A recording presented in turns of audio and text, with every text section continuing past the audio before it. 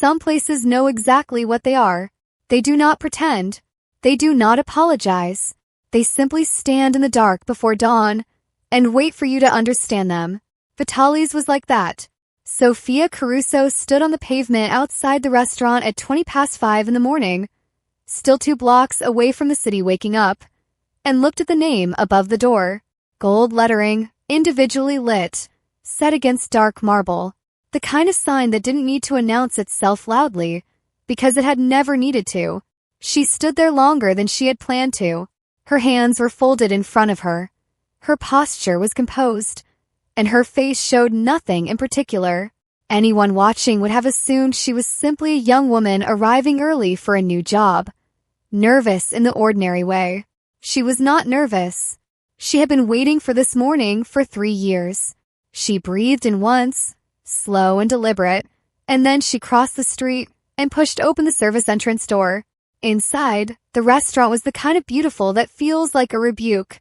Crystal chandeliers still lit from the evening before through soft fractured light, across white linen, and polished marble floors. Old photographs lined the walls near the private dining room, the kind of black and white prints that are meant to suggest heritage, continuity, a family so certain of its place in the world that it hangs evidence of itself everywhere. Sophia moved through the dining room behind Rosaria Connie, the head server, and she listened carefully to everything Rosaria said, and she noticed everything Rosaria did not say. Before we go deeper into this story, drop a comment and tell me where you're watching from. This one is going to break your heart and set your soul on fire. Hit that subscribe button because you do not want to miss what happens next. Rosaria was a solid, warm-eyed woman of 58 who had worked these floors for 22 years and moved through the space the way a river moves through its own banks, unhurried and completely authoritative. She pointed out the linen rotation, the wine cellar access codes, the particular preferences of certain long-standing guests. She said the Vitali family had high expectations and that she, Rosaria, had higher ones. She said all of this with the pleasant certainty of someone who had delivered this orientation many times and knew which parts the new staff actually remembered. Sophia remembered all of it. She also remembered to look at the walls. There was a photograph near the entrance to the private dining room, a large framed print, prominently placed. Don Enzo Vitali stood beside a city official at a groundbreaking ceremony, both men mid-smile, hands clasped in the manner of men who have already agreed on everything important before the cameras arrive. The image was positioned to impress. It accomplished that. Behind the 2 men, partly cropped at the edge of the frame, barely visible, was a street. Sophia recognized it in the way you recognize something you grew up inside of. The angle of a corner, the shape of a building facade she had known before it was rubble, the particular width of a road that no longer existed in that form, in that neighborhood, in the city she and her family had left. She looked at it for exactly the length of time a new employee might reasonably pause before a piece of restaurant decor. She filed the photograph away in the part of herself that had been quietly filing things for 3 years. She said nothing. Rosaria, a few steps ahead, said, "The private dining room is for family events only. You'll be assigned there when needed, not before." She glanced back at Sophia with the thoughtful, measuring look she gave to all new staff. Then something in Sophia's stillness seemed to satisfy her, because she nodded once and kept walking. By the end of the orientation, they were standing in the kitchen, and the early prep cooks were beginning to arrive, and the restaurant was beginning to take on the low, purposeful hum of a place that understood itself. Rosaria handed Sophia a pressed apron and said, "You'll do well here, I think. You have the right kind of quiet." She said it the way she said most things, without sentimentality, but with precision. Sophia thanked her. She tied the apron strings, smoothed the front, and looked once more at the door that led out to the dining room, to the marble and the crystal and the photograph on the wall. She had imagined this moment in many ways over the past 3 years, in the small apartment she shared with Julia, surrounded by papers and archive printouts and the kind of careful, patient work that no one sees until it is suddenly everything. She had imagined arriving here and feeling something dramatic, Some surge of certainty or fear, or righteous heat.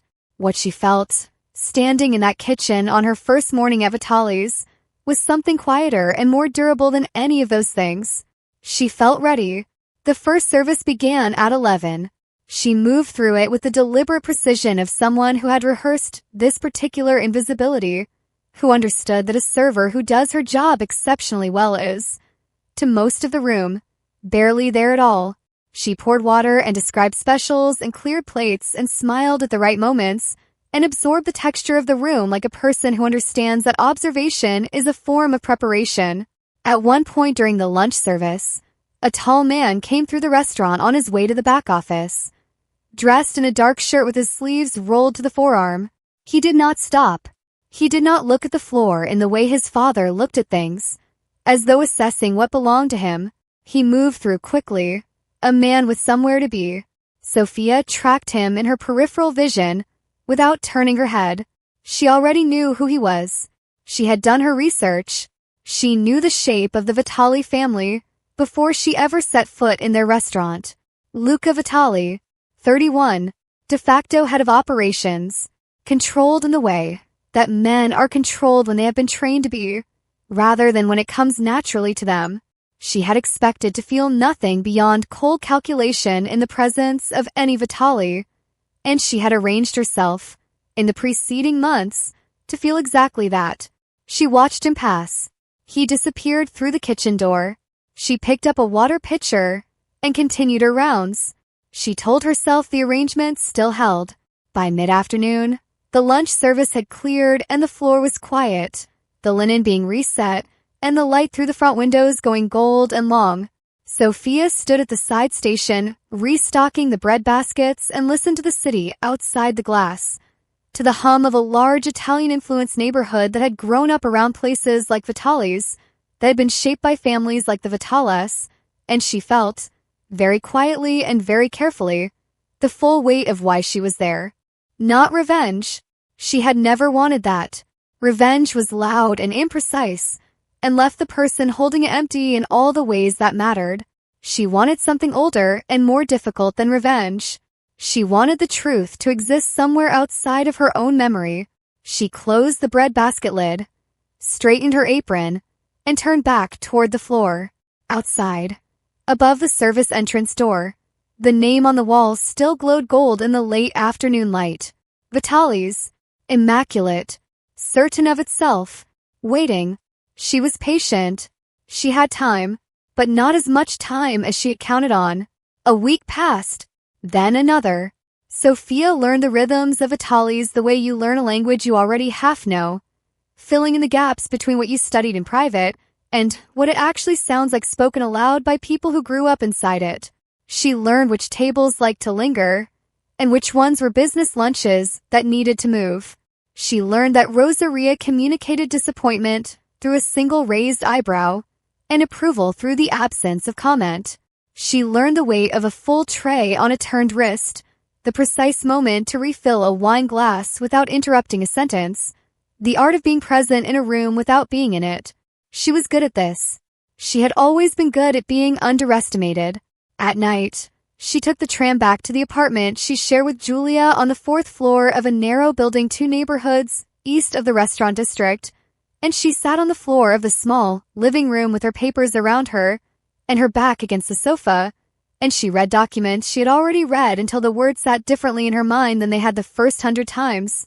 It was on a Thursday evening at the end of her 2nd week that Julia finally said what she had been not saying for days.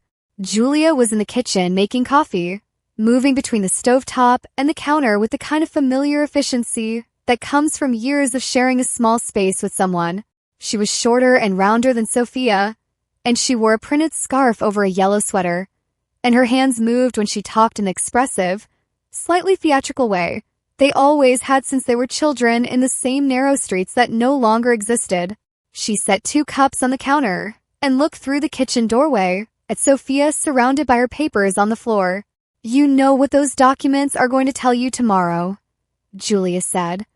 "That they didn't tell you tonight." Sophia turned a page. "I know.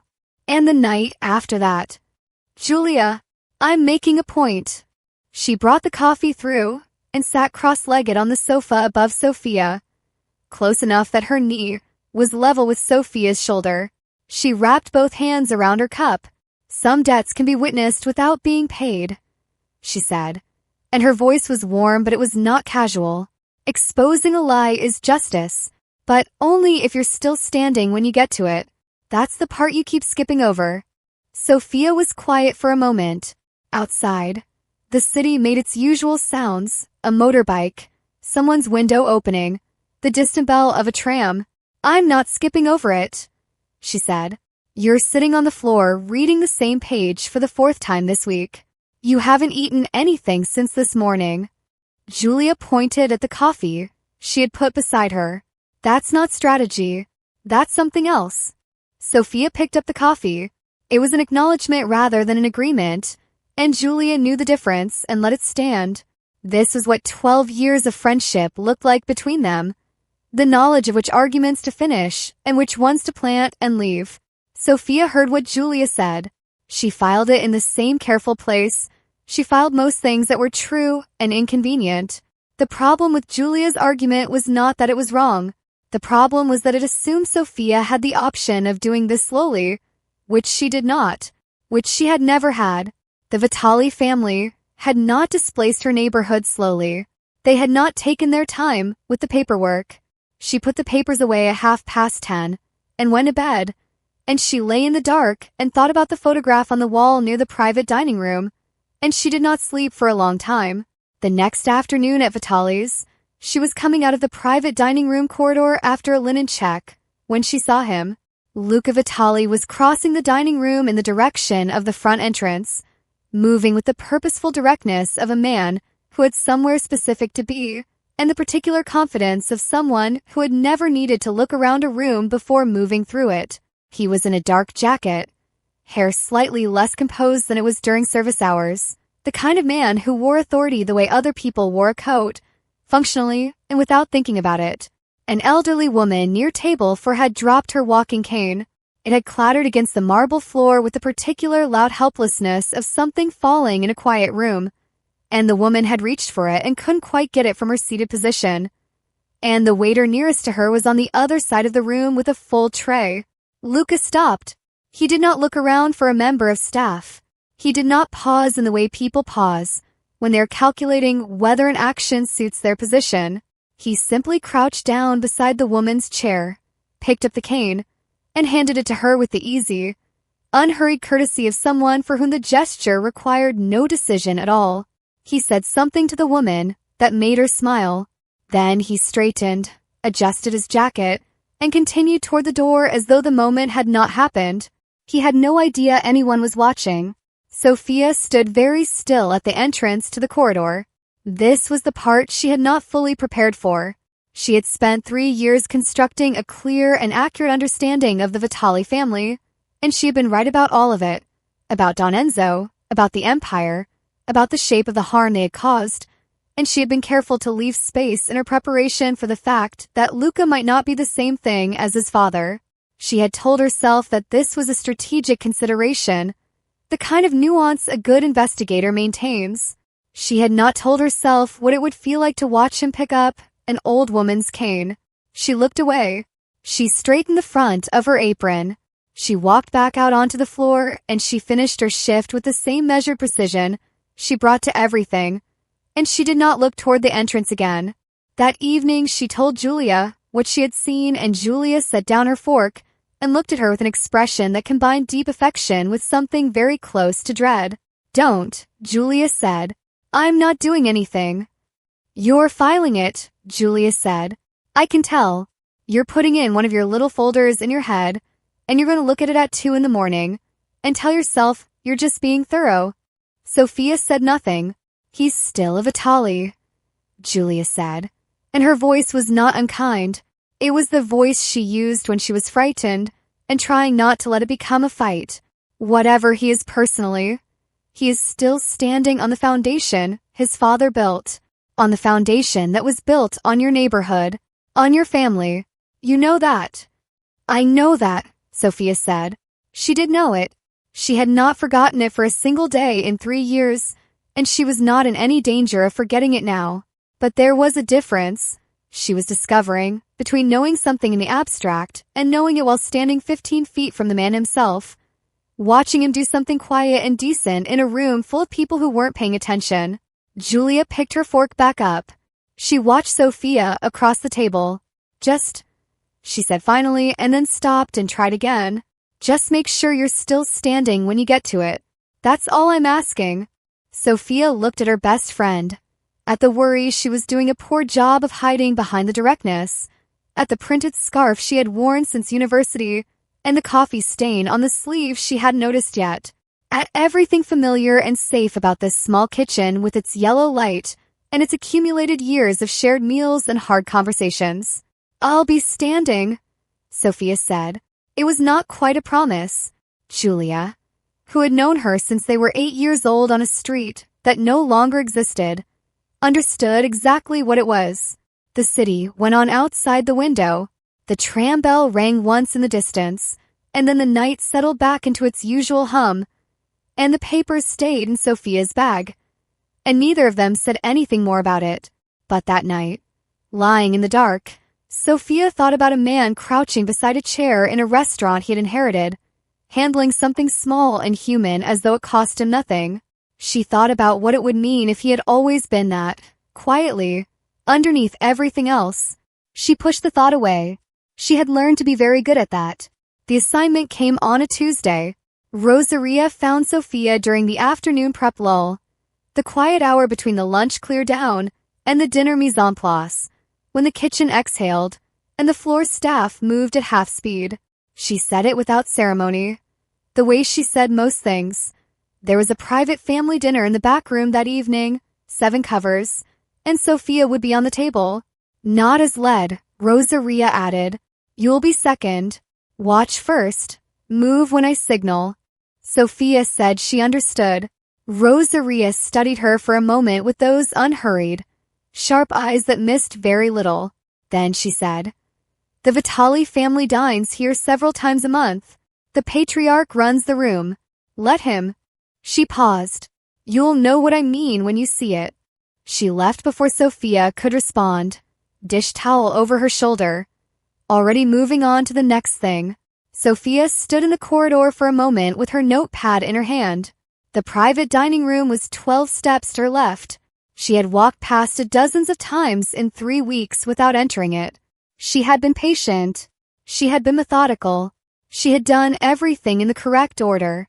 She was not nervous, but she adjusted her hair twice before service began, which was not something she usually did. The Vitali party arrived at 7:45. Don Enzo came first, the way a man comes first when he has spent 65 years being the person a room reorganizes itself around. He was silver-haired and immaculate, dressed in a dark suit that needed no explanation, and he moved through the entrance of the private dining room with the measured ease of a man returning to his own estate. He shook hands with the maitre d', with a statesman's grip, smiled at the elderly sommelier with what appeared to be genuine warmth, and took his seat at the head of the table without consulting anyone about which seat was his. He was followed by Luca, then Marco, then 2 men Sophia did not recognize and a woman she did. Elena Ferrante in a white dress that had cost more than Sophia's monthly rent. They settled around the table with the particular comfortable efficiency of people who had done this many times, filling the room with low voices, and the easy confidence of those who understood that the evening would be exactly what they required it to be. Sophia stood at the service station. She watched. She did not move until Rosaria signaled. The first hour was unremarkable. Wine poured, bread presented, appetizers delivered and cleared with the precise choreography that made good service invisible. Sophia moved to the table and away from it with the calibrated efficiency of someone who was not there in any way that registered. She watched Don Enzo, the way she had been watching him in her imagination for 3 years, and the reality of him was both exactly as she had anticipated and somehow still a shock. He was warm. That was the thing she had prepared for intellectually and was still not entirely ready for in person. He was genuinely, naturally warm in the way that certain powerful men are, the warmth that comes not from performance, but from a deep certainty that the world is good because it has been good to them. He laughed at something one of the other men said. He touched Luca's arm briefly when he spoke to him. The easy physical affection of a father who expects his son to understand that love and authority are the same gesture. He asked the sommelier about his grandchildren by name. Powerful men fear exposure more than prison. Sophia knew that. She had known it since before she could have articulated it in those terms. She watched Don Enzo Vitali be charming and present and genuinely fond of the people at his table, and she did not let it move her, but she noted it, the way she noted everything, because a man like this was more dangerous the more human he became. The mains were served. The table settled into the particular ease of a meal that had reached its comfortable middle. It was then that Don Enzo did something Sophia had read about but had not seen. He turned to the table, the kind of slight, proprietorial turn that draws attention without demanding it, and he said something in Sicilian dialect. An observation about the wine, old world and casual, the kind of thing said by a man who speaks this way at home and brings it out in company as a form of mild sorting, a test of pedigree he did not need to announce as such. The older of the two men Sophia did not recognize responded with a short laugh in the same dialect. The others smiled in the vague, pleasantly excluded way of people who recognize a language without speaking it. Sophia was at the table.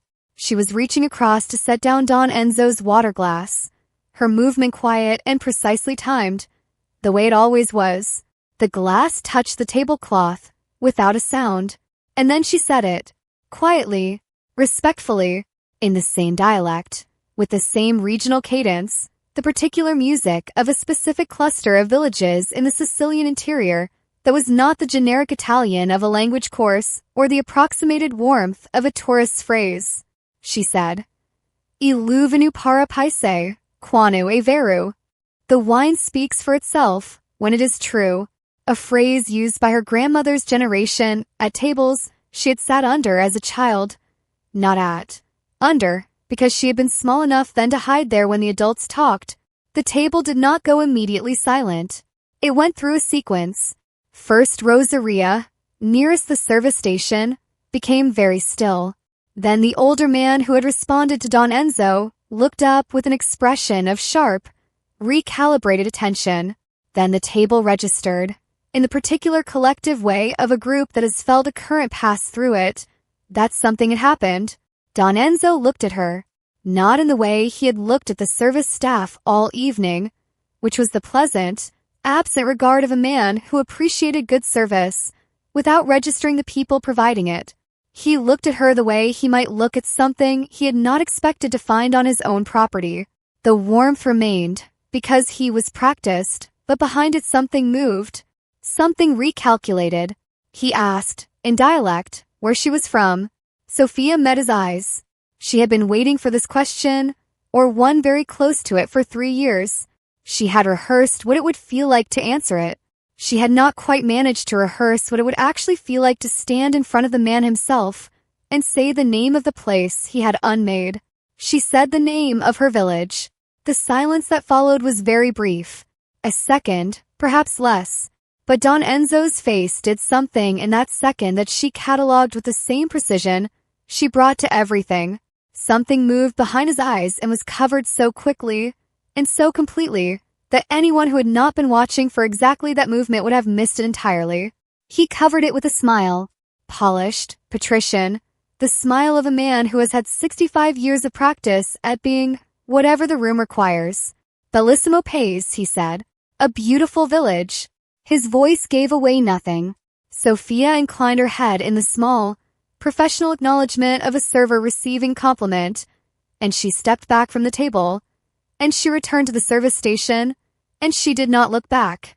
She could feel Luca's gaze on her back, like a hand between her shoulder blades. She had known, when she decided to use the phrase, that the risk was real. She had not planned this for tonight specifically, had not planned it at all in the strict sense. The words had arrived in her mouth with the quiet authority of something that had been waiting there for a long time, and had finally decided the moment was right. But she had always known, somewhere beneath the careful structure of her plan, that this was how it would begin, not with a document or a confrontation, with a language he had not expected her to speak. She stood at the service station, and she poured water into a fresh glass, and she let nothing show on her face. At the table, Don Enzo had resumed his conversation with the ease of a man who intended the table to understand that whatever had happened was of no particular consequence. The older man was watching his wine glass. Elena was speaking to Luca in a low voice about something entirely unrelated. Luca was not listening to Elena. He was looking at Sofia. She knew because she could see him in her peripheral vision without turning her head, which was a skill she had been practicing for 3 weeks. His expression was not readable at this distance, not precisely, but there was an alertness to it that had not been there before the water glass moment. The kind of alertness that arrives when a person realizes they've been looking at something and seeing it wrong. Rosaria appeared beside her at the station, quiet as dropped cloth. She did not look at Sofia. She picked up a bread basket and said, without turning her head, in a voice below the level of the table, "What did you just do?" Sofia said just as quietly, "My job." Rosaria was silent for a moment. Then, still not looking at her, "Yes, I imagine that's one way to describe it." She walked back to the table, and the evening continued, and the Vitali family finished their dinner, and the wine was cleared, and the room was reset, and by 10 o'clock the restaurant was quiet again. Sofia took the tram home in the dark, and sat with her hands folded in her lap, and looked at the city, moving past the window. Don Enzo Vitali now knew she existed. That was what she had wanted. It was also, she was aware, the moment the clock had started. In the days that followed, Luca Vitali began to notice her, not in the way she had braced herself for, which was the watchful, calculating attention of a man whose father had asked him to manage a problem. It was subtler than that, and in some ways more difficult to navigate. He noticed her the way a person notices a detail they had previously filed under the wrong category and are now quietly reclassifying. A correction, rather than a suspicion. She felt it in the particular way a person feels observed when they have spent years training themselves to register such things. A glance that lingered half a beat longer than professional courtesy required. A pause when she entered a room he was already in. Nothing that could be named directly, nothing that broke any surface, but present in the accumulated texture of the days in a way she could not dismiss. He asked Rosaria about her. She found this out not because Rosaria told her directly, but because Rosaria mentioned it with the careful neutrality of someone conveying information they consider relevant, saying only that Luca had inquired whether she was settling in well, and that she had told him Sofia was excellent at her job. She said it while restocking the condiment trays, and did not look up from the work. Sofia said thank you. Rosaria said there was nothing to thank her for. What Rosaria did not say, but what Sofia understood from the precision of the telling, was that Luca had never asked about a member of staff before. She did not allow herself to decide what this meant. Instead, she went home that evening and opened her laptop and did what she had been delaying for 3 weeks because she had told herself it was not yet necessary. She began to research Luca Vitali specifically, not the family, not the empire, but the man himself, what he had done with his position, where his name appeared and where it did not. What she found complicated things in a way she had known was possible and had hoped would not be true. He had quietly redirected 2 of the family's charitable foundations toward housing displacement support. His name was not on the press releases.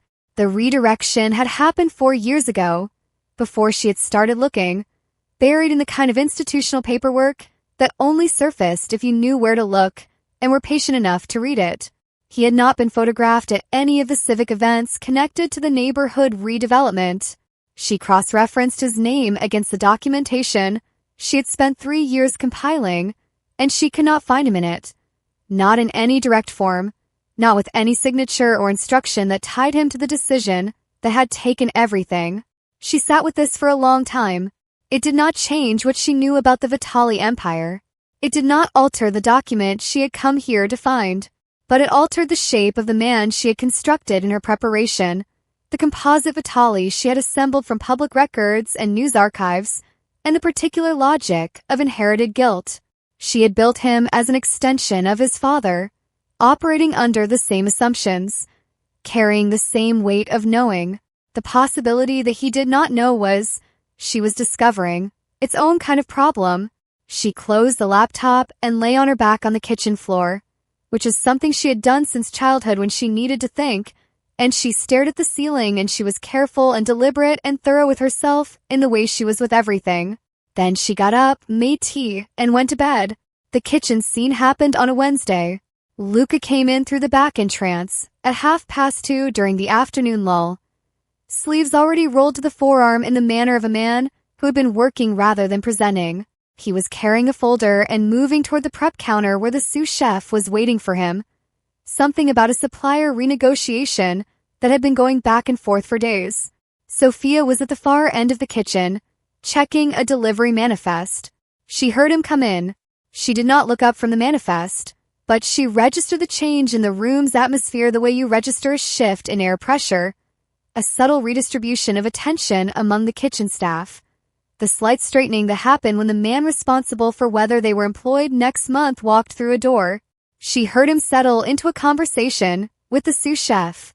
Numbers, quantities, the specific technical language of a man who understood the operational detail of what he ran rather than leaving it to others. Then he said, from across the kitchen, "Caruso, the lamb dish. Is it working on the floor?" She looked up. He was not looking at her yet. He was still reading something in the folder. The question had been asked with the same direct practicality he brought to the supplier conversation, a request for information from someone he had apparently decided gave reliable answers. She said, "The portion size is wrong. Guests are finishing it and looking for more. Either the price needs to come down or the portion needs to go up." He looked up then. He had the expression of someone receiving information they had suspected and wanted confirmed rather than information that surprised them. "Which would you recommend?" he said. "Increase the portion. The dish earns its price. Don't undersell it." He held her gaze for a moment. Then he wrote something in the margin of whatever he was reading, nodded once, and returned to the sous chef. The conversation moved on. Sophia returned to the manifest. She was aware, with a clarity she found inconvenient, that his forearms were resting on the prep counter, and that the tattoos she had known from the character references to expect were now visible in a way they had not been before in the restaurant's more formal spaces. Dark, deliberate ink, the family crest worked into the larger design, the kind of work that had been thought about rather than acquired casually. She registered this and looked back at the manifest, and she did not look again. Rosaria, at the pass, observed all of this with an expression Sophia did not see, but would not have been surprised by. Luca left 20 minutes later. The kitchen resumed its ordinary rhythm. Nothing had happened. They had discussed a menu portion. It was entirely unremarkable. Sophia finished the manifest and went back out to the floor and thought about nothing in particular for the rest of the service. That evening Julia was waiting for her with dinner already made, which meant she had been worrying. Julia cooked when she was worried the way other people paced, purposefully and with great attention to detail, as though the precision of the meal might impose some order on whatever was frightening her. There was pasta, a proper sauce, bread that had been warmed. She set a plate in front of Sophia and sat down across from her and said nothing for the length of time it took them both to start eating. Then she said, "Something happened." It was not a question. Sophia told her about the kitchen. She kept it factual, the way she kept most things. A question about the menu, a straightforward exchange, a professional interaction. She described it accurately and without embellishment because she had never needed to embellish anything to Julia, who had always been able to read the spaces between what Sophia said and what she meant. Julia listened. She wound pasta around her fork. She put it down without eating it. "Don't fall for him," she said. "I'm serious." "Not yet. I'm not falling for anyone. You just described a 3-minute conversation about a lamb dish, like it was the most important thing that happened to you this week." Julia picked up her fork again. "And maybe it was. Which is the part that's worrying me? Sophia said nothing. The kitchen was quiet and yellow-lit, and outside the window the city was doing its usual evening things. And Julia's worry was a specific, familiar presence across the table that she had been sitting with in one form or another since they were 8 years old. He's not his father, Sophia said, finally. No, Julia said, but he has the crest on his arm and the name on the building, and he still benefits from everything that was taken. She said it gently, without accusation. The way she said things she knew were going to land hard. Figure out what kind of man he is before you decide what that means. Not after. Sophia ate her pasta. It was very good. Julia always cooked well. When she was frightened, what kind of man he is? She had been asking herself that question since a Tuesday evening 3 weeks ago. Since a water glass set down without a sound on a white tablecloth. Since a man crouching beside a chair in a dining room he had inherited to pick up something small and return it without ceremony. She had been asking it in the archive pull request she filed.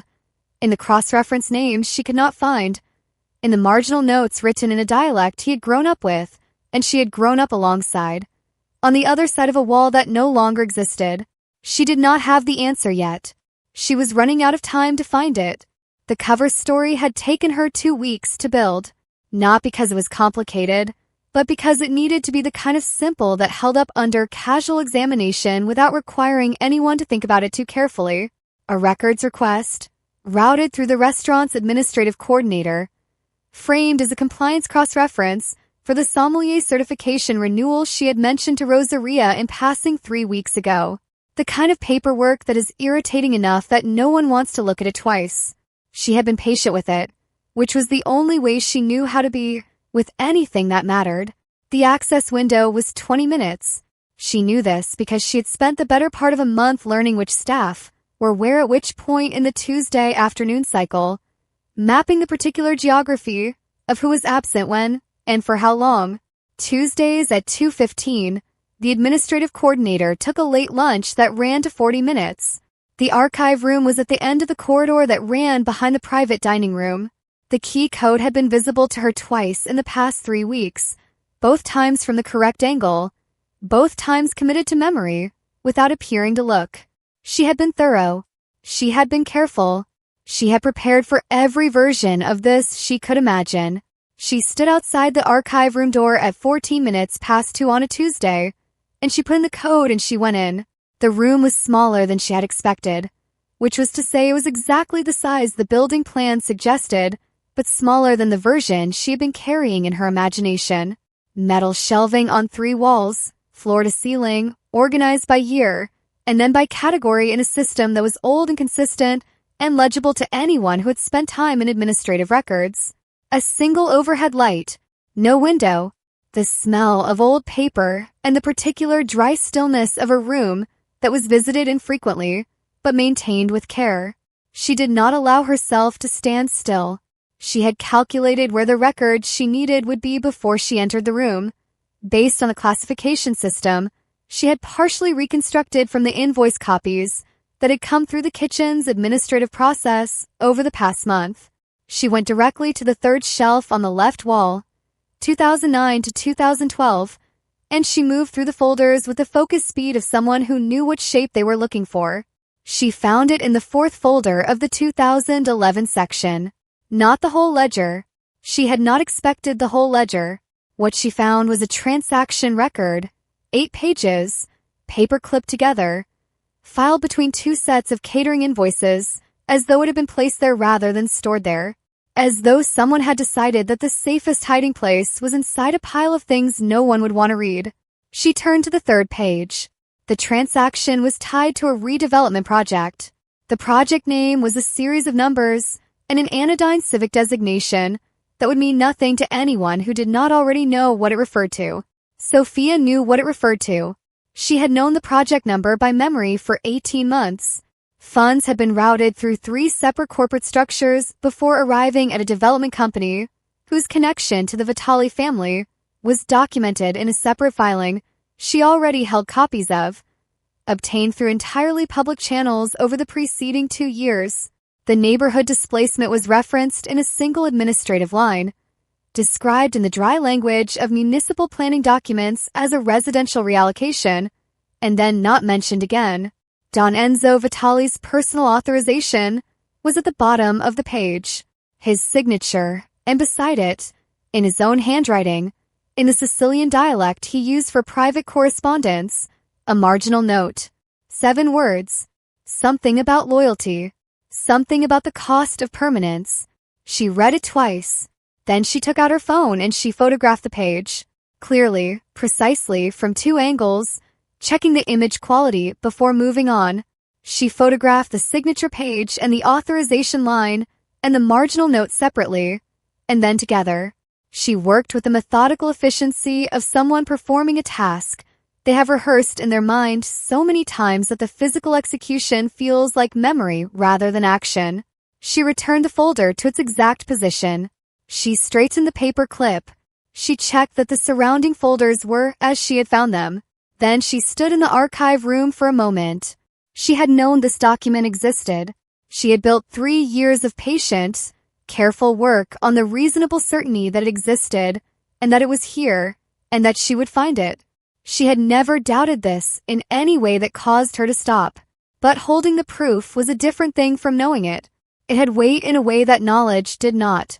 The page she had photographed was not a confirmation. It was an ending and a beginning at the same time. The last piece of a structure she had been assembling in private, and the first piece of something public that was now, as of this moment, unavoidable. She thought about her mother's face the morning they left. She thought about Julia's kitchen and the papers on the floor, and 3 years of nights that had looked more or less the same. She thought about a street and a photograph on a restaurant wall, barely visible at the edge of a frame meant to celebrate something else entirely. She turned off the light, and she left the room and she locked it behind her. The corridor was narrow and ran the length of the building's private section, connecting the archive room at one end to the kitchen entrance at the other. She had walked it dozens of times. She knew its particular acoustics. The way sound carried differently here than in the main restaurant, slightly flattened by the closer walls. She was 4 steps from the archive room door when Luca came around the corner from the kitchen end. He was moving at his usual pace, a folder under one arm, jacket on this time, the public version of him rather than the sleeves rolled back entrance version. He had clearly come from a meeting of some kind. He was reading something as he walked. They both stopped. The corridor was narrow enough that stopping brought them closer together than the restaurant's open spaces usually permitted. She could see the slight loosening of his expression that happened when he shifted from whatever he had been thinking about to registering that she was in front of him. The shift from abstracted to present. He looked at her. He glanced at the corridor behind her, registering where she had come from, in the casual way that a person notes context without interrogating it. Caruso, he said, a greeting rather than a question. Mr. Vitali, she said. Her voice was level. Her hands were still. The phone was in the pocket of her apron, and she was aware of its weight with every nerve she had. But her face showed nothing that she had not decided to show, and she had decided to show nothing beyond the mild, professional attention of a member of staff passing a member of management in a corridor. He seemed about to say something. There was a brief pause of the kind that exists when a person has enough words available and is deciding between them. Then he simply nodded once, the slight, acknowledging nod of a man who has decided that whatever he was about to say can wait, or perhaps does not need to be said at all. He stepped to the side of the corridor to let her pass. She walked past him toward the kitchen. She did not hurry. She maintained exactly the pace she had arrived with, unhurried and purposeful, the pace of a person with somewhere reasonable to be. She heard him continue in the other direction behind her, his footsteps moving away, and she did not look back. She pushed through the kitchen door and stood on the other side of it in the warm, organized noise of the afternoon prep. And she took one breath, and then she joined the work.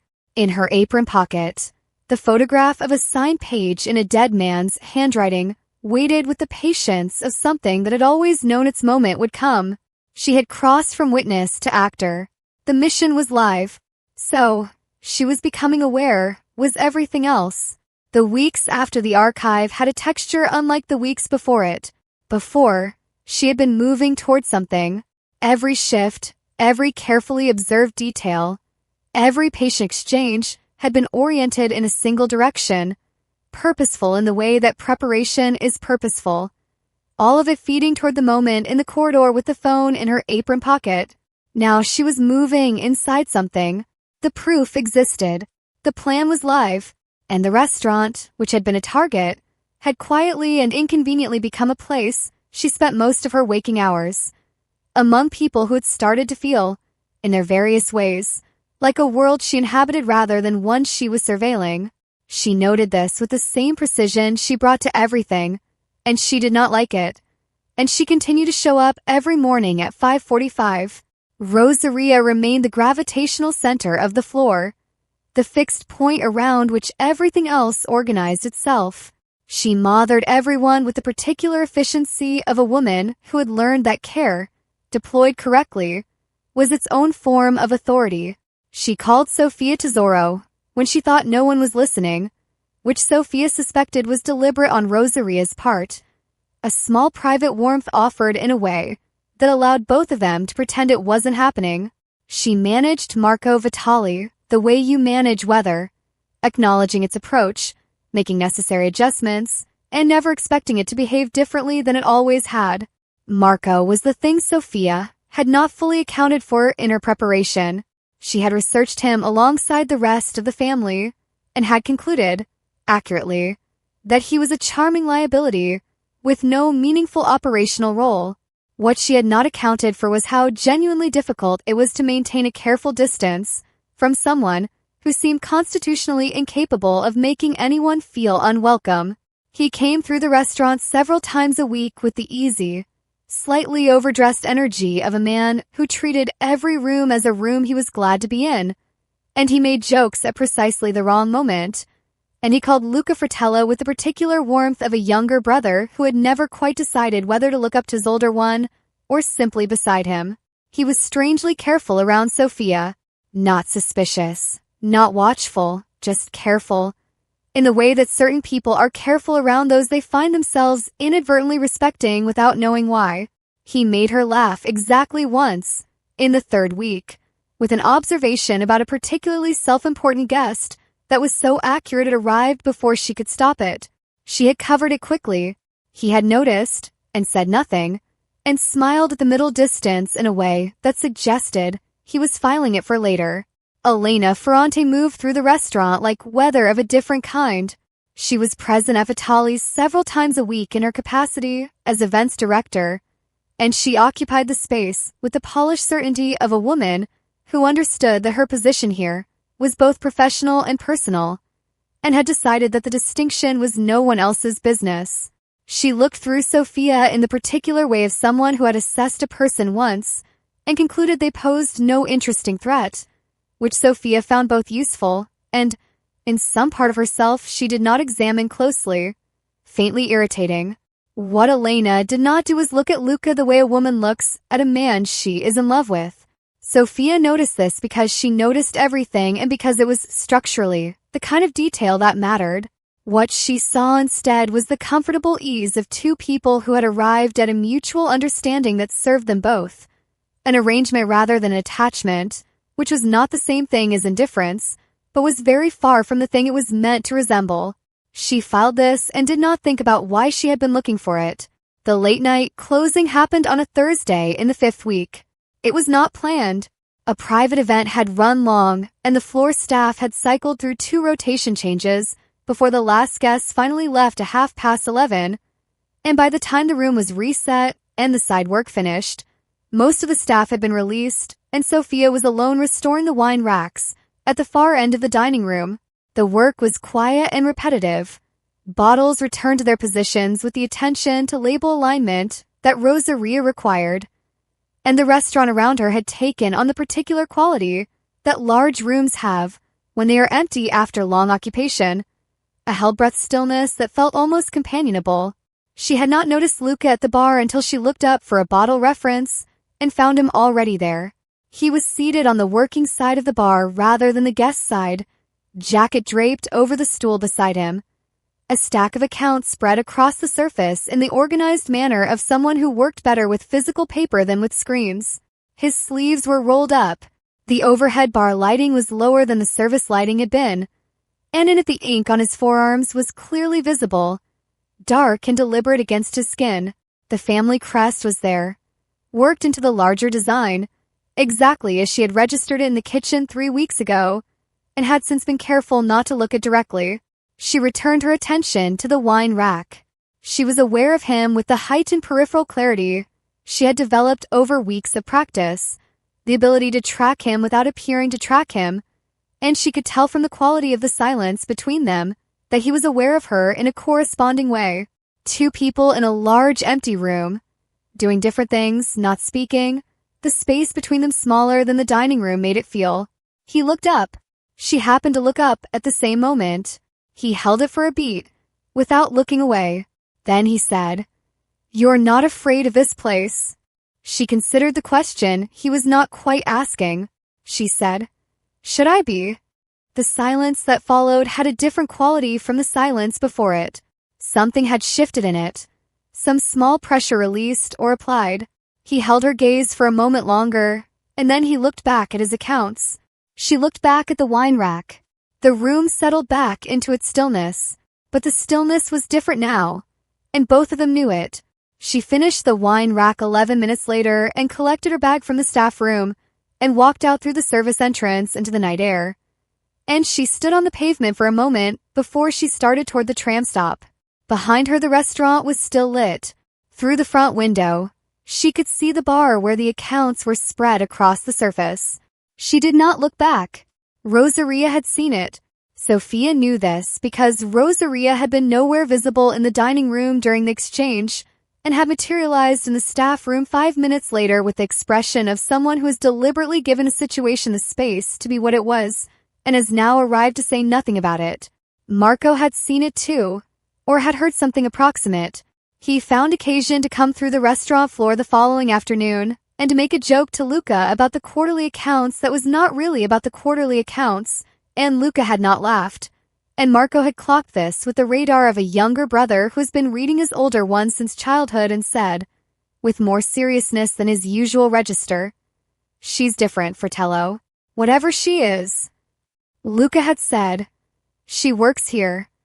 Marco had looked at him with the expression of someone who finds this answer both accurate and entirely insufficient, and had moved on. It was after this that Don Enzo came to the restaurant for what he described as a routine dinner. He was gracious and warm, and he sat his preferred corner table, and he ate with the unhurried pleasure of a man dining in his own establishment. But twice during the evening Sophia felt his attention settle on her with a quality that was different from anything she had felt from him before the dialect moment.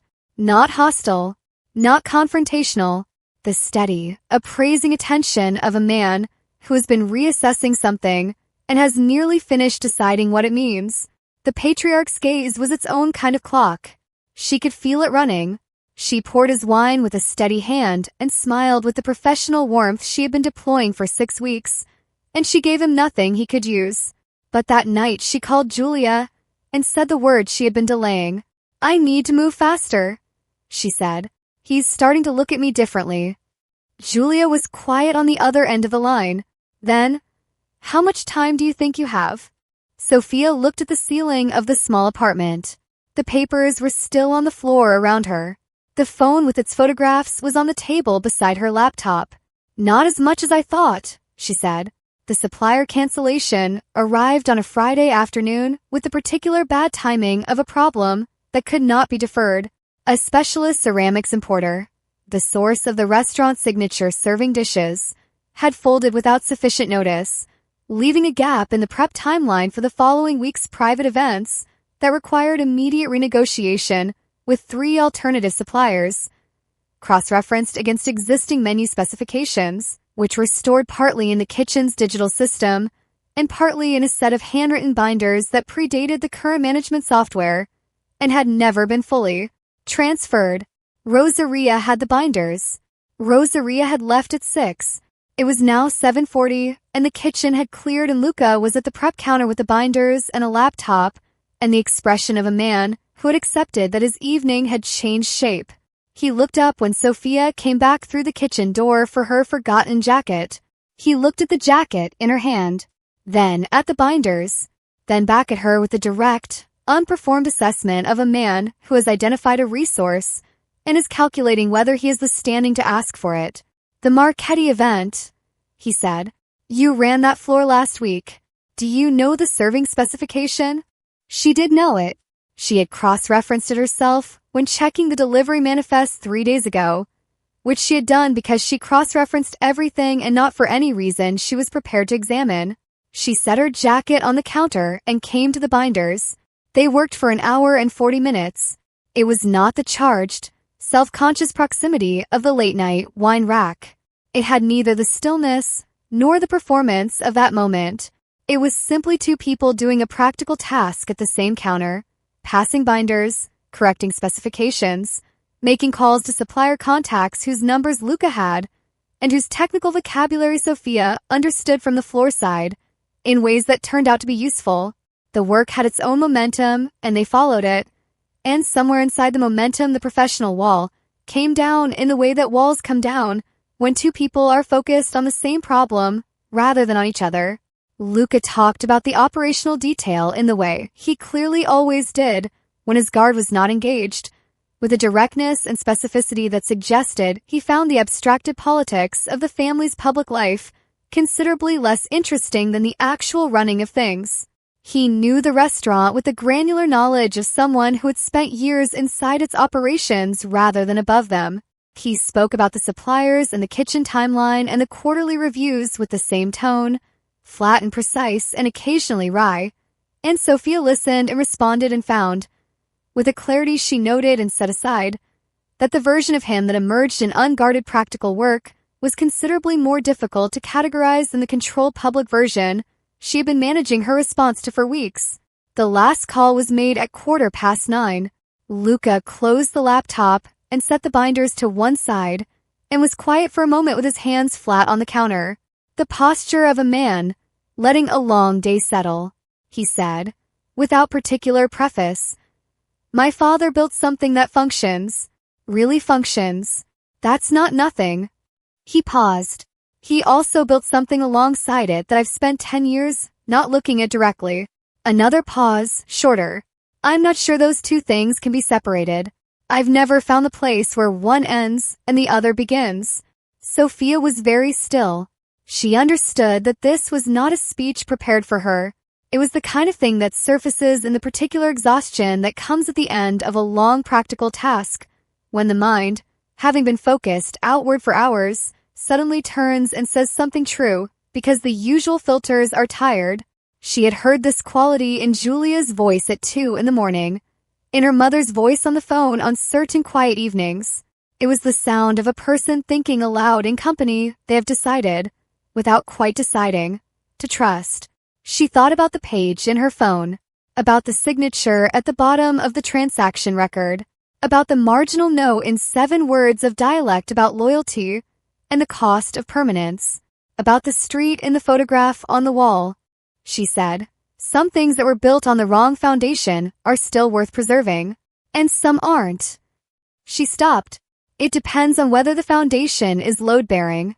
He looked at her. The kitchen's low after-hours lighting was the same lighting as the bar had been, and in his expression had the same quality it had carried that night, something stripped of its public architecture, present in a way that the daytime version of him was not. "What does that mean for the thing built on top?" he said. She had started the sentence without planning its end. She felt it now, the specific pull of a truth that had been waiting inside her for the length of this entire conversation, for the length of 6 weeks, for the length of 3 years, and she understood in this moment that if she said one more honest thing would become another, and another after that, and she would tell him everything, and she could not tell him everything. Not yet. Not like this. Not in a kitchen at 9:15 on a Friday night over a supplier crisis, before she had moved a single piece into position. She stopped herself. She picked up her jacket from the counter. She said, "I think it means you have to decide which one you're trying to save." She said it calmly, in the measured tone she used for everything, and she left the implication exactly where she had placed it and did not elaborate, and she could feel from the quality of his attention that he was aware she had stopped somewhere and had chosen not to continue. The way you are aware of a door that has been opened a crack and then held there. Not opened further, not closed. He did not push. He looked at her for a moment, and then he said, "Thank you for staying." She said it was not a problem, and she meant it. And that was the most dangerous thing about the evening, that she meant it without having to decide to. She left through the service entrance and walked to the tram stop in the night air, and she did not think about the kitchen or the conversation or the expression on his face when she stopped herself. She thought about the timeline. She thought about Inspector Longo's last message, which had said that the official channels required more time. She thought about what Julia had said about moving faster. The next morning Don Enzo called Luca to his office. She did not witness this. She learned its shape later, in pieces, through the accumulation of small signals that a person who pays close attention to a room learns to read accurately. She learned it from the way Luca moved through the restaurant that afternoon, from a particular quality of contained effort in his manner. The posture of a man who has been told to do something and is in the process of deciding whether he will. She learned it from Rosaria, who found her during the mid-morning lull and stood beside her at the linen station and spoke without looking at her. "The patriarch came in early," Rosaria said. Before service, she refolded a napkin that did not need refolding. He expressed some concerns about staffing. Sophia kept her hands moving on the linen. "About me." Rosaria did not confirm or deny this in words. She set the napkin down with the neat precision of a person completing a task, and then she looked at Sophia directly for the length of time it took to say. Luca didn't agree with him. She turned and walked back toward the kitchen. "I thought that was worth knowing." Sophia stood at the linen station with a press tablecloth in her hands, and she let this information locate itself in the structure of everything else she knew. Luca had not agreed. It was the first time, she was almost certain, that he had refused his father in any form that could be felt. Not in words, perhaps, not in a scene, but in the particular silence of a man who has heard an instruction he grew up obeying and has decided, quietly and without announcement, that he is not going to obey it today. She did not know what to do with this. She set the tablecloth down and picked up the next one. Outside, the city went about its morning business, indifferent and continuous, and inside the restaurant the clock she had started when she first spoke in dialect was still running, and the distance between what she knew and what she was allowed to feel about it was narrowing in a way she was not sure she could continue to manage. She was running out of time. She was also running out of reasons to pretend that the only thing at stake was the document on her phone. It began with small things. That was how she recognized it for what it was. Not a single move, but a pattern, the kind that only becomes visible once you have seen enough of it to understand its shape. A minor infraction noted in her personnel file that she had not committed. A table complaint logged against her name from a guest she had served without incident. A scheduling change that removed her from the private dining room assignments without explanation and without the courtesy of a direct conversation. Each thing, taken alone, was the kind of administrative friction that could be attributed to error or oversight. Together, over the space of 10 days, they described something deliberate. Don Enzo had found out who she was. She did not know exactly when or exactly how, though she had her suspicions. The village name she had given him at the private dinner had been specific enough, and a man who had built an empire on the careful management of information would not have let that specificity sit unexamined. She had known, from the moment she said the words, that she was starting a clock. She had calculated that the clock gave her more time than it apparently had. She had miscalculated. What he did not do was confront her. This was the thing she had to respect. In the cold and operational way she allowed herself to respect capable opponents. A direct confrontation would have required him to acknowledge that she posed a genuine threat. And Don Enzo Vitali had spent 65 years ensuring that the people who posed genuine threats to him never had the opportunity to feel that they had. The pressure campaign was cleaner. A series of institutional inconveniences that would eventually amount to cause for dismissal, each one deniable individually, collectively forming a wall she could not climb without revealing why she was trying to climb it.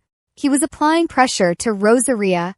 She learned this on a Tuesday morning when Rosaria found her in the staff room before the first service and closed the door behind her. Rosaria stood with her back to the door and her hands folded in front of her, and the expression of a woman who has decided that conversation she has been delaying can no longer be delayed. The dish towel was not over her shoulder. That small absence told Sophia more than anything that followed. He knows, Rosaria said. Not everything, but enough. She was quiet for a moment, and in the quiet Sophia heard the weight of 22 years in this building, of everything Rosaria had seen and managed, and kept herself in the service of a peace that had always been more fragile than it appeared. He has asked me to document concerns, performance issues, things that could be formalized. And you told him, Sophia said carefully. I told him I had no concerns to document. Rosaria's voice was level and final. I want to be clear that this will not change. She looked at Sophia with the directness of someone making a statement rather than offering a reassurance. But you don't have much time. He will find another way to push. She paused, and something shifted in her expression. Some layer of the professional composure giving way to something older and less guarded underneath. I have always known more than I have said, she said quietly, about this family, about this place, about the distance between what this restaurant presents to the world and what sits underneath it. She looked at the door, then back. You are the first person who has ever made me feel that the truth might actually matter, that someone saying it out loud might change something rather than simply disappear. She picked the dish towel up from the counter where she had set it on entering, returned it to her shoulder, and became Rosaria again in the way that she always did, complete and self-contained, and moving toward the next thing. Don't waste the time you have left, she said, and opened the door and left. Sophia sat in the empty staff room for 4 minutes, which was the longest she could afford, and then she went out to the floor and worked her shift without showing anything on her face. That evening she told Julia everything. She had been managing the information carefully between them, giving Julia enough to understand the shape of things without the specific details that would trigger the full force of her fear. She had told herself this was protective, sitting across from Julia in their kitchen, watching her best friend process what she was hearing. She understood that it had also been a way of protecting herself from having to say it all aloud, which made it more real in ways she had been managing on her own. Julia listened without interrupting, which was unusual and told its own story. Her hands were flat on the table. When Sophia finished, she was quiet for a moment, and then she said, So it's now. It has to be now. Not a question, not a suggestion, the statement of someone who has run the calculation and arrived at the only answer it produces. The inspector's timeline, Sophia said. Longo says the official channel needs more time. Weeks, possibly longer. The institutional route requires documentation chains I don't control and review processes that can be slowed or obstructed by people with the right connections. Julia looked at her steadily. Which this family has. The silence between them had the particular quality of a silence in which both people understand what is being said without either of them wanting to be the one to say it first. The public route, Julia said. The public route, Sophia said. Julia absorbed this. She looked at the table, at the grain of the wood, at her own hands. Then she looked up, and her eyes were bright in the way they got when she was frightened, and had decided to be frightened in forward gear rather than in place. Tell me what you need, she said. It was 2 days later that Inspector Fabia Longo confirmed what Sophia had already understood. The message was brief and professional and said, in the careful language of someone operating within institutional constraints, that the current evidentiary timeline could not be accelerated without compromising the integrity of the formal case, and that she strongly advised against any unilateral action that might prejudice future proceedings. Sophia read the message twice. She noted the phrase future proceedings, which was doing considerable work in that sentence. It meant that Fabia believed the formal case would eventually arrive. It meant she had been building it for long enough to have confidence in its destination. It also meant that eventually was not now, and that between now and eventually, Don Enzo's quiet machinery would have ample time to ensure that Sofia no longer worked at Vitali's and could be publicly dismissed as a disgruntled former employee with a personal grievance. She understood, with the clean clarity of a person who has run out of alternatives, that the institutional route was closed. The only path remaining was the one she had always, at some level, known was the path. The public one. The irrevocable one. She was standing in the corridor outside the staff room, phone in hand. When Luca came around the corner from the kitchen, he stopped when he saw her face. She was not aware of what her face was showing. She had been managing her expression for 8 weeks with a consistency that had cost her considerably. And in this particular moment, between reading Fabia's message and registering his arrival, there had been a gap in the management. He did not ask what was wrong. He looked at her for a moment with the careful, direct attention of a man who has been paying close attention to this particular person for weeks and has learned to read the small signals that other people miss. Then he said, simply and without architecture, "Are you safe?"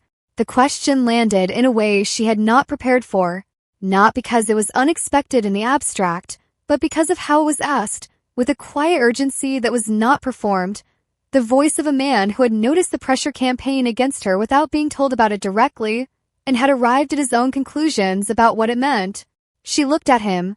The corridor was narrow and the kitchen noise was behind him, and the evening service was 40 minutes away, and she was holding a phone containing a photograph that would end his father's myth and alter the shape of everything he had grown up inside. She said, "Not for much longer." He looked at her with an expression she could not fully read at close range, but could feel the weight of. She could tell he did not understand the full meaning of what she had said. She could tell he believed it entirely. "Tell me what you need," he said. The echo of Julia's words, 2 days earlier, in a different kitchen, with the same directness and the same absence of conditions attached. She registered this, and did not allow herself to register what it meant. "Time," she said. "I just need a little more time."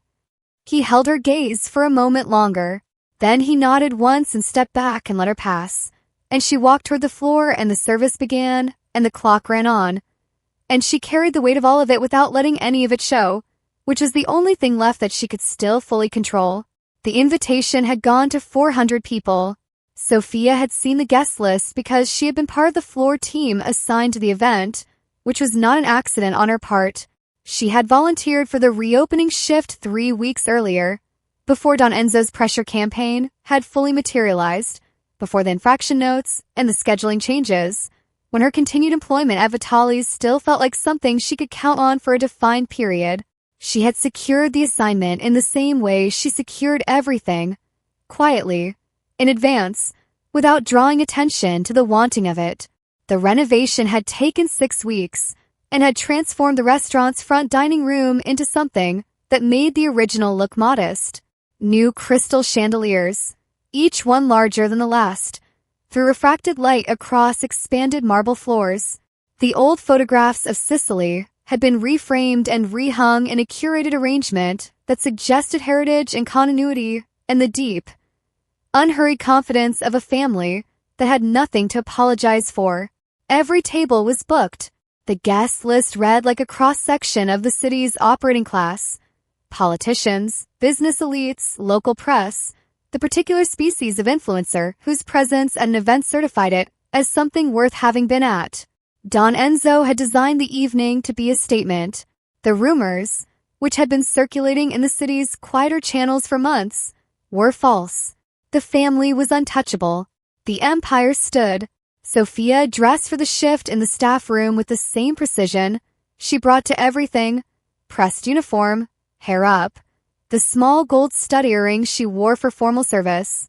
She looked at herself in the mirror above the staff lockers for a moment. She looked like exactly what she was supposed to look like. She had been looking like exactly what she was supposed to look like for 9 weeks. In the inside pocket of her uniform jacket, folded once, was a single printed page. She had prepared it the night before at the kitchen table, while Julia sat across from her, and did not speak, and made tea she did not drink. The page was a printed transcription of the archive photograph, the transaction record with the redevelopment project, the funds diverted, the neighborhood displaced, the signature at the bottom with its marginal note in dialect. She had translated the note into standard Italian in a footnote at the bottom of the page, clean and unambiguous. She had checked the translation 4 times. Julia had read it once carefully, and then set it face down on the table, and then looked at Sophia for a long moment. "When you come home tonight," Julia had said, "I'll have food ready." That was all. It was enough. The floor was full by 8 o'clock. The noise of 400 people in a large marble room had a particular texture, layered and self-satisfied. The sound of a gathering that understood itself to be important. Sophia moved through it with the practiced invisibility of a person who had spent 9 weeks perfecting the art of being present without being seen, and she felt the shape of the room with the acute spatial awareness that had been her primary tool since her first morning at Vitali's. She noted where Don Enzo was standing. She noted the position of the microphone stand, set up near the front of the room for the formal toast, draped with the Vitali crest. She noted Luca at the far end of the room in conversation with 2 men she recognized from the private dinner weeks ago, his jacket on, his posture carrying the particular contained attention of a man who was present but not entirely at ease. Marco was near the bar, glass in hand, laughing at something with a cluster of guests, his easy warmth filling his corner of the room like light through a window. Elena stood near the room's center, composed and perfectly arranged, talking to a press contact with the smooth efficiency of someone managing narrative. Rosaria caught Sophia's eye once across the room. She said nothing. Her expression said, "I see you. Whatever you are about to do, I see you." At 9:15, Don Enzo moved toward the microphone. The room recognized the movement and quieted with the trained responsiveness of a gathering that had been assembled partly for this purpose. He stood at the microphone with the ease of a man who had commanded rooms for 40 years and found nothing remarkable about it. He spoke in polished, measured English, welcoming his guests, thanking the renovation team, speaking about legacy and vision, and the particular pleasure of building something that endures. His voice was warm and authoritative, and he held the room without effort, the way he held everything. Sophia set down the tray she was carrying at the nearest service station. She waited until he had reached the natural pause that comes before a toast, the moment when a speaker draws breath, and the room leans slightly forward. Then she stepped out from the service station toward the front of the room. She moved at the same pace she always moved. Nothing in her bearing suggested urgency or performance. She was simply a member of staff navigating a crowded floor, which is what she had been for 9 weeks, and the room did not register her approach until she was close enough to the microphone that her presence near it became a question the room was suddenly asking itself. She greeted him in Sicilian dialect. Not just a greeting, a proverb. The words came out soft and unhurried, in the cadence of a woman who had grown up hearing them at a table that no longer existed in a kitchen, that was now a car park in a development that bore a name she had memorized from a civic planning document 3 years ago. L'oliva stordu, prima o poi, essi spacca li radici soi. The olive tree that grows crooked will one day split its own roots. His late mother's saying, the one from the village. The one that only a person from a specific cluster of houses in a specific part of the Sicilian interior would carry in their mouth, with that particular weight. The room went still in the way that rooms go still when something has happened that no one has yet named. Don Enzo's hand tightened around his glass. The movement was small and immediate and controlled a second later, but she had been watching for it and she saw it. The older men near the front of the room, the ones who had been at the private dinner, froze with the particular stillness of people who understand a language and have just understood something they did not expect to hear. Luca looked at her from across the room. She could see him in her peripheral vision without turning her head. He was confused. She could tell this from the quality of his attention, the slight forward adjustment of his posture, The expression of a man reclassifying something in real time. Then the confusion shifted into something sharper and more alert. The expression she had seen in the corridor weeks ago, when he had said simply, "Are you safe?" This is not accidental. She could see him understand this. She walked to the microphone. Don Enzo did not move. He was too practiced for that. Too completely in command of his own surfaces to make a visible error in front of 400 people. He stepped to the side with the gracious, puzzled courtesy of a patriarch accommodating a staff member who had misunderstood a procedure, already composing the recovery, already working out how to make this small and containable, and over in 30 seconds. She looked at the room. She said, clearly and without performance, "Since tonight is about legacy, I thought I would read something from the family archives." She produced the page from the inside pocket of her jacket. She unfolded it once. She read, not the whole thing, a short translated excerpt, 4 sentences, each one specific and factual and unadorned. A transaction tied to a redevelopment project. Funds routed through 3 corporate structures and diverted. A residential neighborhood displaced. Authorized personally, in writing, by the man standing 4 feet to her left. No dramatics, no raised voice, just facts, delivered in the same quiet, measured tone she used for everything.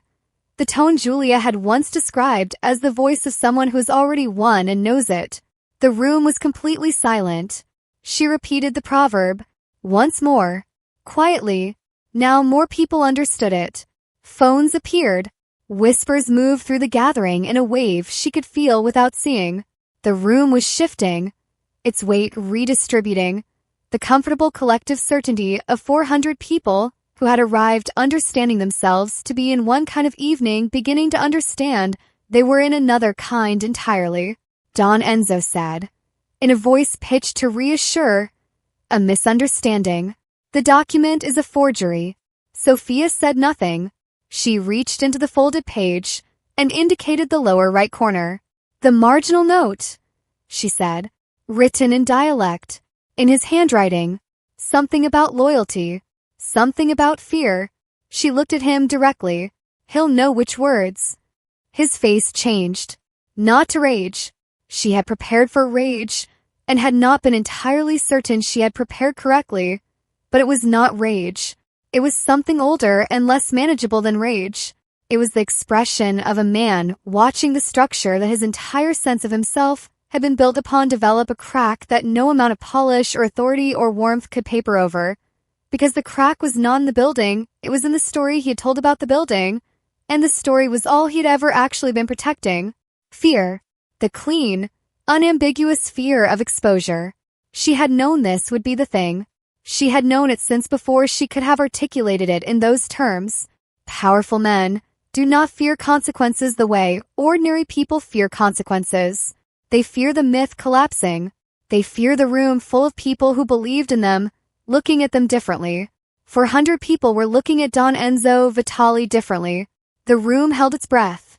And then, as one it turned, not to her, not to Don Enzo, to Luca.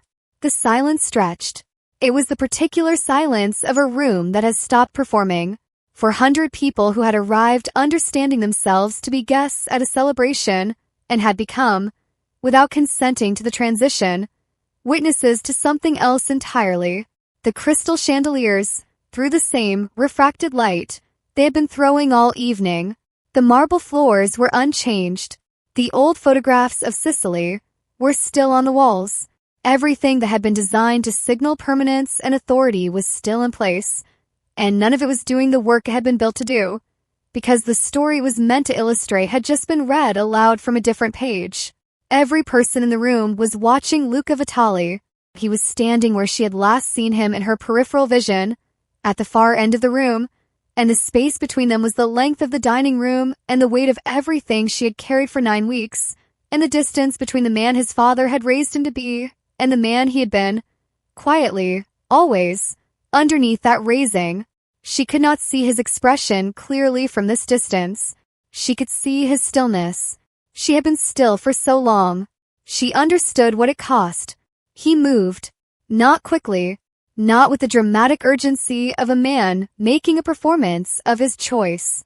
He walked across the dining room with the same deliberate, unhurried pace he brought to everything, and the room parted for him the way rooms part for people who have decided where they are going, and he did not look at his father as he passed him, which was itself a statement of the most complete and irrevocable kind, and he came to her. He took the page from her hand. Her hands were trembling. She had not known this until the page left them, and she felt the tremor that had been held inside the grip of it, the adrenaline that had been running beneath the surface of her composure since she stepped away from the service station and had only now, with the page no longer in her possession, found a way out. He looked at the page for a moment. He looked at the signature. He looked at the marginal note in dialect, 7 words in his father's handwriting about loyalty and the cost of permanence, and she watched something move through his expression that was not surprise, because he had always had quiet doubts, but was the particular pain of a doubt confirmed that had been easier to carry as a doubt. Then he looked at his father. Don Enzo met his son's eyes with the expression of a man who has spent 65 years being certain and has arrived, in this room, in this moment, at the first uncertainty he cannot manage. He opened his mouth. Lucas spoke first. "If this is true," he said, and his voice was quiet and level, and carried across the silence of the room with the particular clarity of a voice that does not need to be raised to be heard. "Then tonight isn't a celebration. It's a reckoning." He turned to the room. "From this moment forward, any business under my name will be audited. Openly." He stepped beside her. Not in front of her. Not behind her.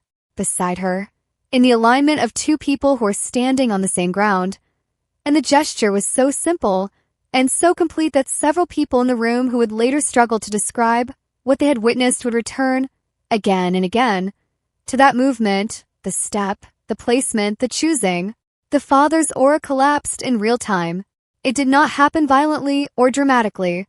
It happened the way myths collapse, which is quietly, all at once, the structure suddenly visible where the story used to be. Marco was on the right side of the room. He had moved there without fanfare during the silence that preceded Luca's walk, and he was standing with his glass held loosely at his side, and his expression carrying a kind of stunned, unguarded shock that was completely genuine because he knew less about the family's real operations than anyone, and his shock was real. He had always been loyal to his brother rather than the Empire, though he had never had to distinguish between the two until this moment. He stood on the right side of the room without making a speech about it, and that was his choice, small and quietly made, and meaningful in the way that small choices are meaningful when the room is watching. Elena did not intervene. She stood near the center of the room where she had been standing before any of this began, composed and still and perfectly controlled, and she watched Lucas step beside Sophia with an expression that carried no cruelty and no surprise, and something that might, if observed closely enough, have been the particular relief of a person watching a future they had never entirely wanted dissolved before it arrived. She did not defend the arrangement. She did not move toward Luca or toward Don Enzo. She chose, in the language of non-action, the side that required no defending, and for her that was the only form of courage the evening had asked of her. Rosaria had already moved. She had stepped up beside Sophia before Luca crossed the room, in the small, perfectly timed way that was her signature, and she was standing there with her hands folded and her dish towel over her shoulder, and the expression of a woman who has been waiting 22 years to be on the correct side of something and has arrived without drama because she was always going to arrive here. The only question had been when. The security team moved toward Don Enzo, not violently, not with any of the crude apparatus of force. 2 men, quietly positioned, appearing at his elbow with the professional efficiency of people performing a function they had been briefed on in advance, and Don Enzo, who understood power and its symbols more completely than anyone in the room, understood what this meant and walked with them without resistance, because resistance would have been beneath him, and he had at least that much left. The patriarch left the room he had built. Phones were recording. The press contacts who had been invited to celebrate the Empire were filing stories about its reckoning. The cameras that Don Enzo had positioned to document his triumph were documenting something else. The room was already spinning its headlines. Mafia heir breaks from father. Waitress exposes empire. Restaurant reopening turns into public reckoning. Inspector Fabia Longo arrived at 20 minutes past 10. She came through the main entrance in plain clothes, compact and unhurried, and she moved through the thinning crowd with the practiced invisibility of someone who had learned to be unnoticeable in rooms and found the skill useful. She was late. This was deliberate. She had needed the public moment to exist before she could act on it. Needed Sophia's move to force the timeline that her own institutional constraints could not accelerate. And now that the timeline had been forced, she was here with the full weight of 2 years of careful case-building behind her. Her eyes found Luca across the room.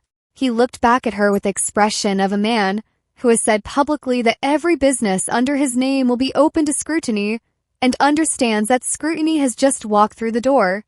She had not expected that. She could tell.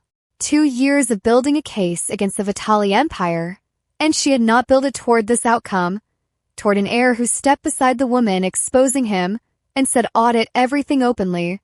And the small recalibration she was performing in real time was visible to Sophia, who was standing close enough to see it. Fabia looked at Sophia, a brief, measured look, the look of two people who have been working toward the same point from different angles and have arrived at it unexpectedly at the same time. Mutual cautious respect. The open question, between them, of what came next. Then the room was emptying and the chandeliers were still throwing their light, and the marble floors were unchanged, and the city outside didn't know yet what had happened inside. She found the kitchen by instinct.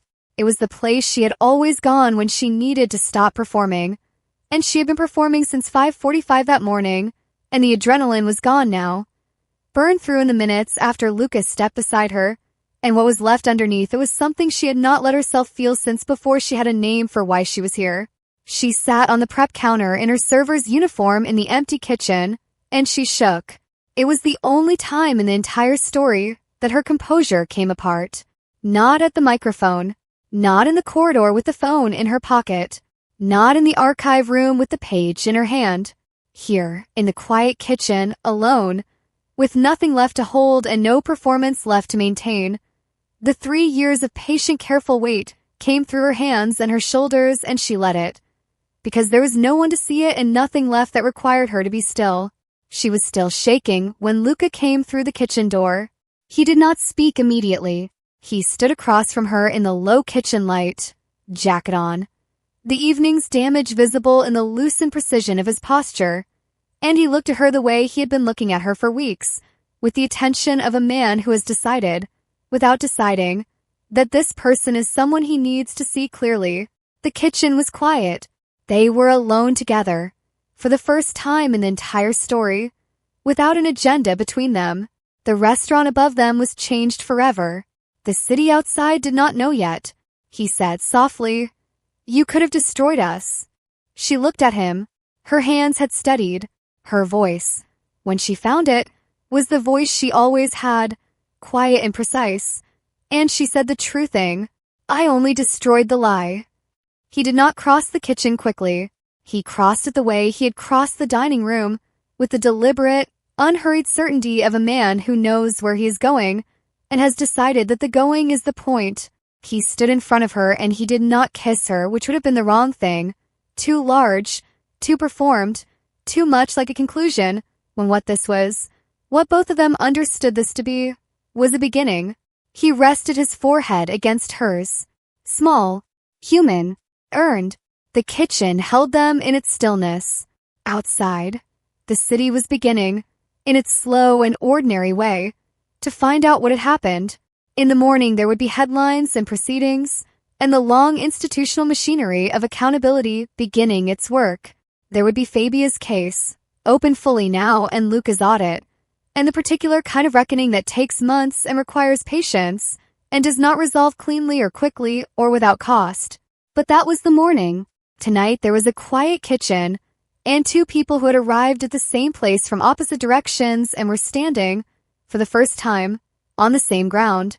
Sophia had come here to witness. She had become something more. She closed her eyes. Outside, the olive trees were splitting their roots.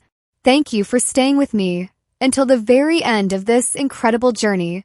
If this story touched your heart, wait until you see what's coming next. It's even more powerful and inspiring than you can imagine. So don't go anywhere. Click on that video showing on your screen right now to dive into another amazing story that will absolutely blow your mind. Trust me, you won't regret it.